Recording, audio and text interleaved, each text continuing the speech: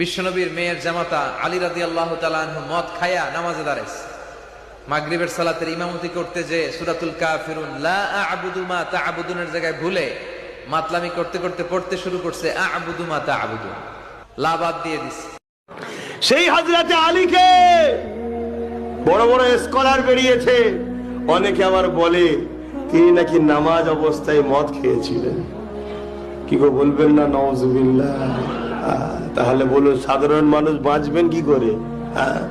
বড় বড় স্কলার যাদের আবার ফ্যান ফলোয়ার্স প্রচুর, বড় বড় স্ট্যাটাস, একটা বক্তব্য দিলে কোটি কোটি কি বলে ভিভাস না কি বলে বলেন না, এক মুহূর্তে সব হয়ে যায়।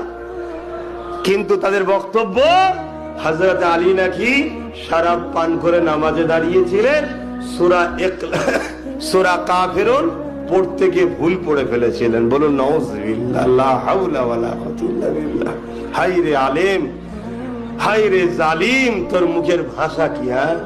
যে 7 বছর বয়স থেকে আল্লাহর নবীর ছায়া সঙ্গী, সফর সাথী, সর্বসময় হুজুরের সাথে, সেই হযরত আলী শরাব পান করেছে।